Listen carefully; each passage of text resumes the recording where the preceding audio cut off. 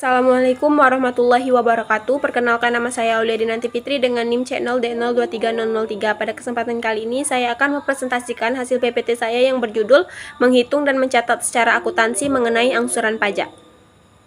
Pajak penghasilan pasal 25 adalah pembayaran pajak atas penghasilan secara angsuran setiap bulannya dalam waktu 1 tahun. Tujuan metode angsuran PPh pasal 25 ini menjadi opsi bagi wajib pajak pribadi maupun badan untuk meringankan keuangannya. Alih-alih harus membayar pajak penghasilan terutang lunas seketika dengan adanya pasal 25 ini, maka wajib pajak dapat mencicilnya setiap bulan sepanjang tahun berjalan dalam pemungutan pajak pertambahan nilai atau PPN. PPN dikenal mekanisme pengkreditan pajak masukan merupakan PPN dibayar atau seharusnya dibayar oleh pengusaha kena pajak atau PKP karena perolehan barang kena pajak atau BKP atau jasa kena pajak atau JKP.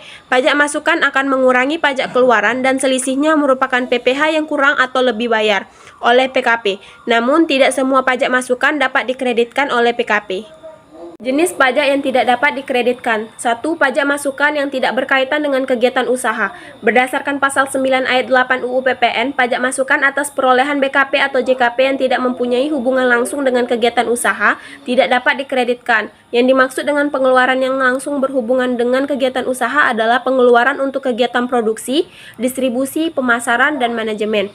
2. Pajak masukan yang faktur pajaknya tidak memenuhi ketentuan. Pajak masukan tidak dapat dikreditkan jika faktur pajaknya tidak memenuhi ketentuan sebagaimana dimaksud dalam pasal 13 ayat 5 atau ayat 9 UU PPN atau tidak mencantumkan nama, alamat, dan NPWP pembeli BKP atau penerima JKP.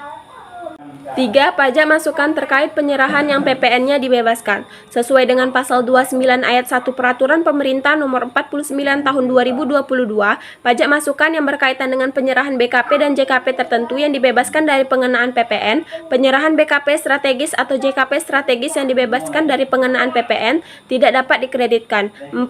Pajak masukan terkait penyerahan PPN besaran tertentu. Melalui perubahan pada HPP terdapat mekanisme pemungutan PPN besaran tertentu merujuk pada pasal 9A ayat 2 UU PPN pajak masukan atau perolehan BKP atau JKP serta pemanfaatan BKP tidak berwujud atau pemanfaatan JKP dari luar pabean di dalam daerah pabean yang berhubungan dengan penyerahan yang dipungut PPN besaran tertentu. Itu tidak dapat dikreditkan. 5. Pajak masukan yang tercantum dalam faktur pajak pedagang eceran. PKP yang melakukan penyerahan kepada konsumen akhir dapat menerbitkan faktur pajak pedagang eceran. Faktur pajak pedagang eceran dibuat tanpa mencantumkan identitas pembeli dan tanpa tanda tangan sebagai konsekuensinya. Sesuai pasal 80 ayat 10 Peraturan Menteri Keuangan Nomor 18 Tahun 2021 tentang pajak masukan. Yang tercantum dalam faktur pajak pedagang eceran tidak dapat dikreditkan. Mekanisme pengkreditan pajak. Aturan mengenai mekanisme pengkreditan pajak secara khusus diatur di pasal 9 UU PPN sebagai berikut. 1. Pajak masukan dalam suatu masa pajak dikreditkan dengan pajak keluaran dalam masa pajak yang sama. 2. Pajak masukan yang dikreditkan harus menggunakan faktur pajak yang memenuhi persyaratan sebagaimana dimaksud dalam pasal 13 ayat 9 dan ayat 9 UU PPN.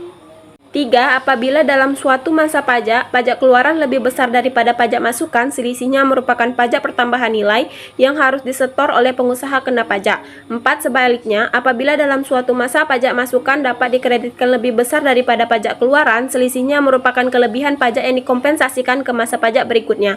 Atas kelebihan pajak masukan ini dapat diajukan permohonan pengembalian pada akhir tahun buku. Pengkreditan pajak masukan tidak diberlakukan untuk 1. Perolehan BKP dan JKP yang tidak mempunyai hubungan langsung dengan kegiatan usaha.